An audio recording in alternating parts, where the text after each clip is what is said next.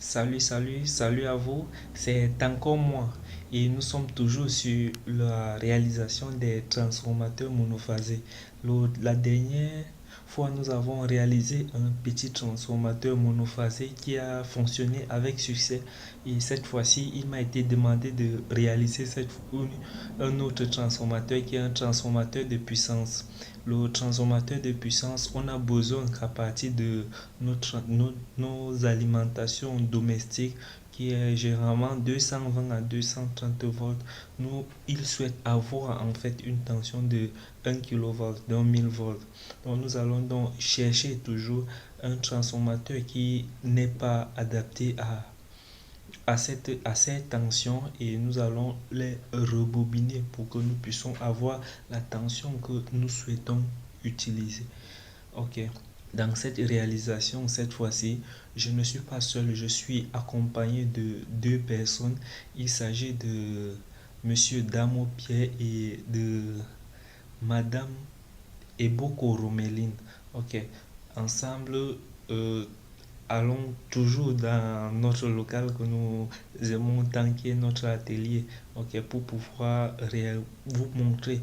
Et je vais vous montrer cette fois-ci les techniques lorsque nous sommes dans la réalisation d'un transformateur de puissance. Quels sont les éléments qu'il faut mettre la précision sur ça afin que notre transformateur puisse être un succès.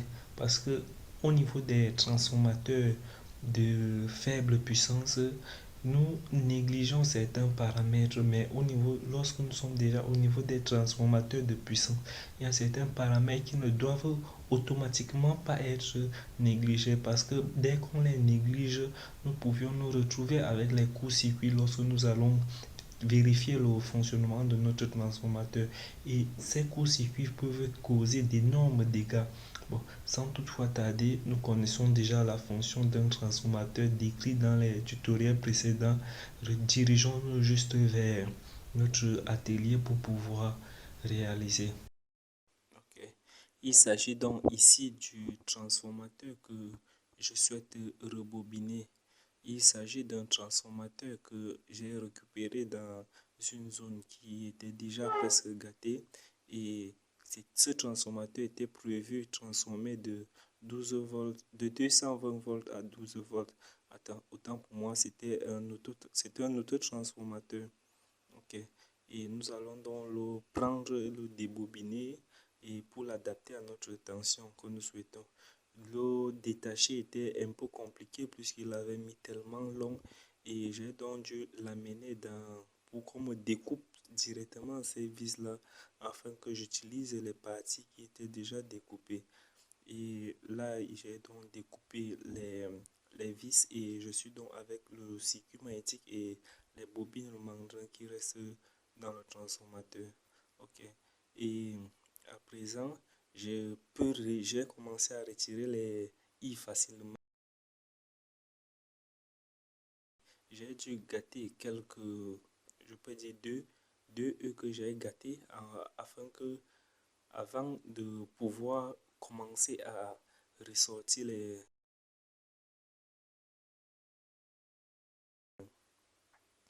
les autres plus facilement. Et nous sommes donc en train de ressortir, malgré que c'est un peu complexe, mais malgré le cas, nous gérons, on maîtrise. Ok, là on gratte pour que ça puisse quitter. Nous aspergeons également un peu de diluant lorsque il est nécessaire en fait, parce que le diluant va un peu permettre de retirer certains déchets qui se posent au-dessus.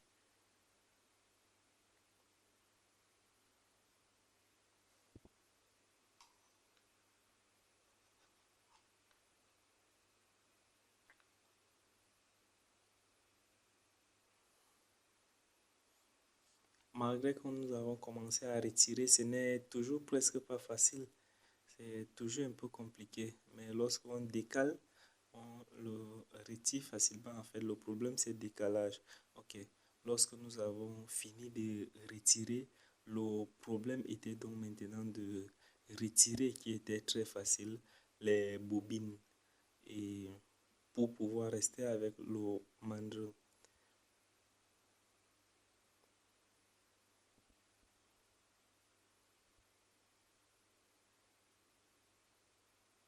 Une fois que c'est retiré, je me retrouve donc sur ma table d'atelier avec les bobines et je vais donc commencer à mettre le scotch pour pouvoir en fait protéger mes bobines. Le scotch va un peu jouer le rôle de protecteur pour que lorsque je vais trop serrer, ça ne me dérange pas. Ok, là c'est donc mon élément et je vais prendre la bobine pour commencer avec le bobinage. Je peux utiliser cet élément que vous voyez, en fait c'est pour éviter à ce que les bobines se blessent lorsque je vais débuter.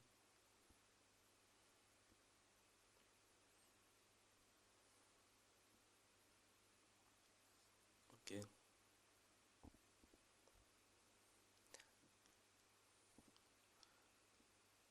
là c'est dans le début du bobinage, mais il y a une précision que vous devez plus appliquer sur ces transformateurs.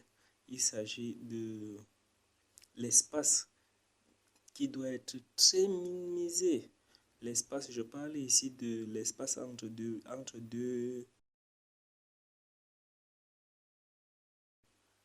deux spies en fait. Je vais commencer comme ceci.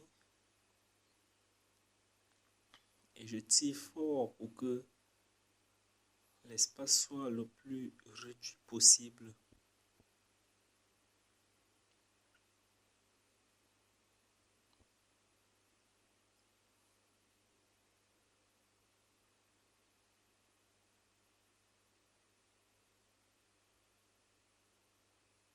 Ok, ça avance pour le moment très bien.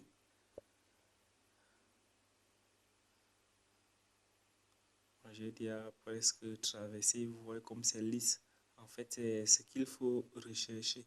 Lorsque c'est lisse, c'est une bonne chose. Mais lorsqu'il y a beaucoup d'espace, ça devient problématique lorsque nous sommes dans les transformateurs de puissance.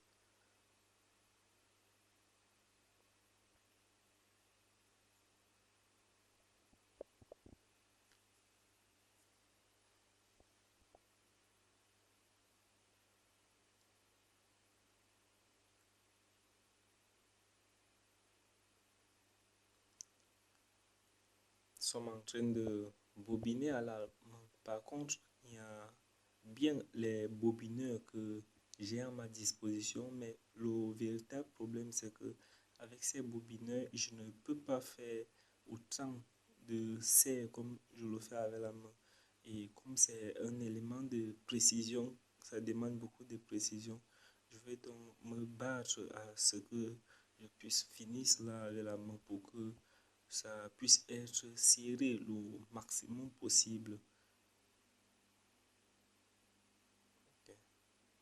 Je continue toujours avec la main.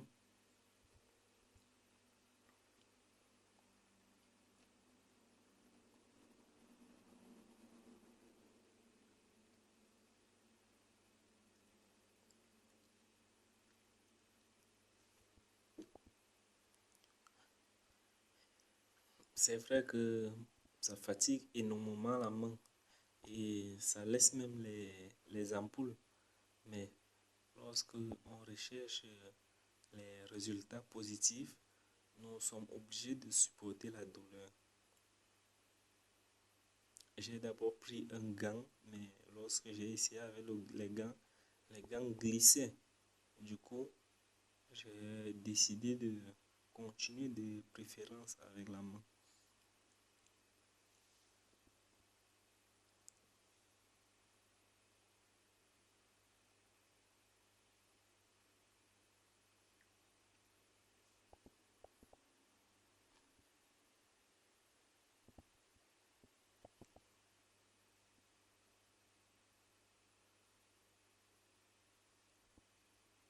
Et Le primaire est presque fini et à présent, je vais chercher à mettre une couche pour pouvoir passer au secondaire.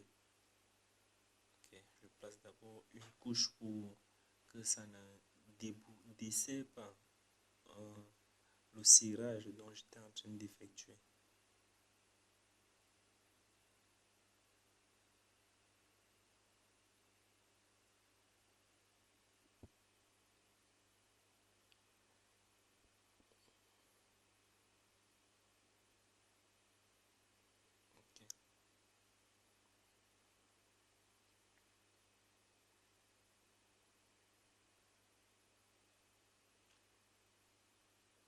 Et tenez-vous tranquille, le bobinage se compte. Nous ne le faisons pas arbitrairement. Nous connaissons le nombre de tours au primaire qu'il nous faut et le nombre de tours au secondaire qu'il faut. Au primaire, j'ai utilisé 400 tours.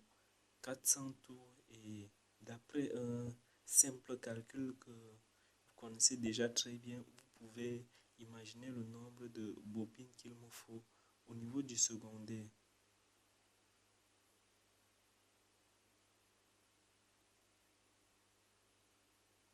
Je vais prendre ce papier qui va me permettre d'isoler correctement le primaire et le secondaire. Dans les transformateurs de puissance, l'isolation entre le primaire et le secondaire doit être très grand. En fait, pas tellement, mais capable à pouvoir réduire le flux mutuel qui serait causé par rapport aux bobines primaires au secondaire ou du bobine secondaire au primaire.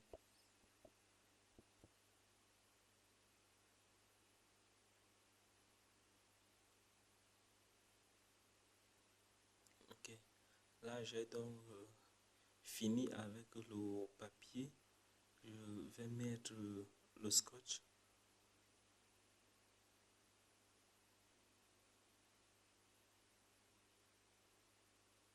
Voilà. Une fois qu'il soutient avec la bande adhésive, je vais encore me rassurer que cet élément est bien fixé. Au cas contraire, je rajoute encore.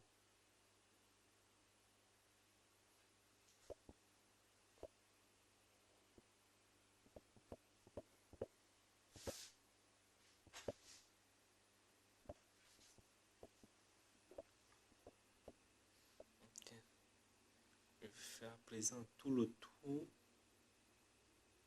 Ok. Et prendre la bobine pour le secondaire.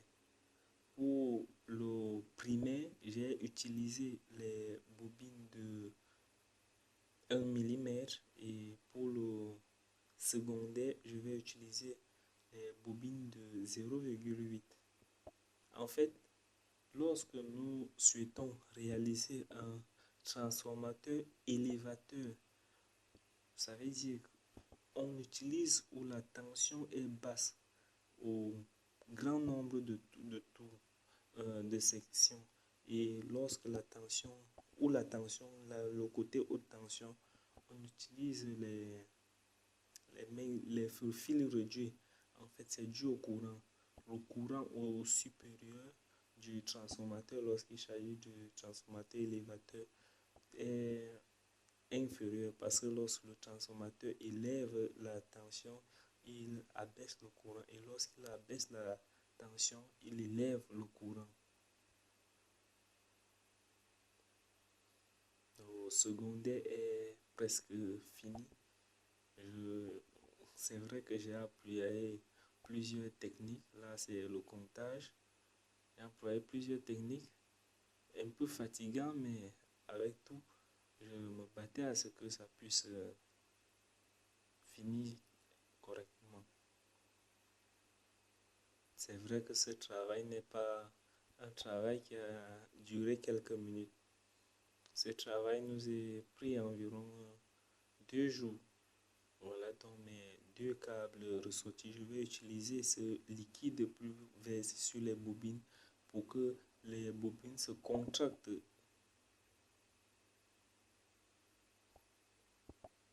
Et lorsque les bobines seront donc durcies, je pourrais donc avoir confiance que ça ne va pas bouger de temps en temps. Je vais encore utiliser le papier vert pour, pour replacer encore une couche en effet. Mais avant cela, il est souvent très nécessaire de faire des essais avant de monter le transformateur. Il peut arriver qu'on t'a demandé de faire un transformateur de 1000, par exemple, avec tes paramètres quelconques qu'on t'a demandé.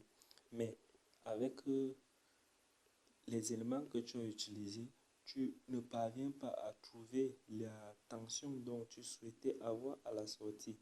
Et ça crée donc un problème lorsque tu as tout monté le transformateur. Raison pour laquelle moi je vais d'abord, après le bobinage fini, je vais d'abord tester si j'ai exactement la tension de sortie qui était prévue. Et si c'est bon, je maintiens. Et au cas contraire, je rebobine encore. Donc là, j'ai essayé de fouiller, regarder si la tension est bonne. Je maintiens.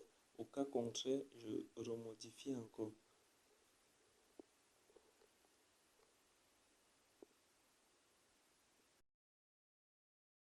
Je fais le test pour vérifier en fait si la tension d'alimentation de sortie est bonne. Je constate que c'est bon et je me rends directement où je vais commencer à vernir. Le vernis ici c'est pour, comme je l'avais dit plus haut, pour contracter les bobines.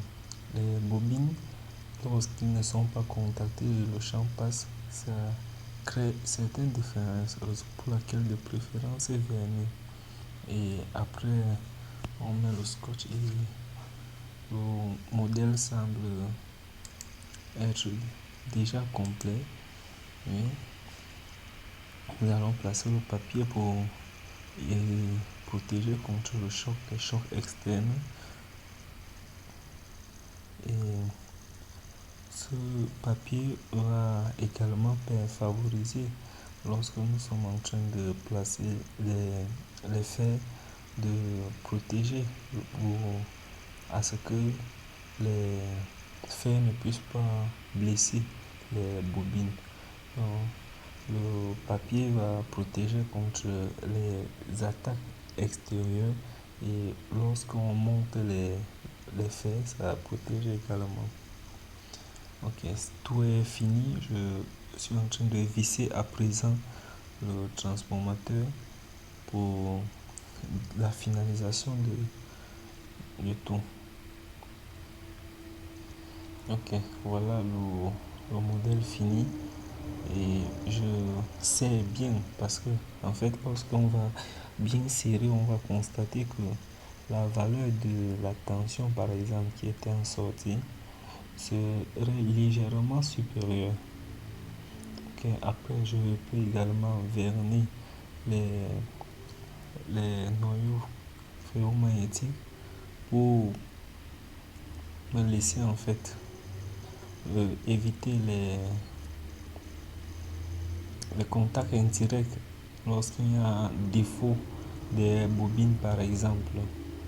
Et je peux maintenant vernir mon transformateur et ça serait tout pour le moment. Et ce transformateur qui était prévu fonctionner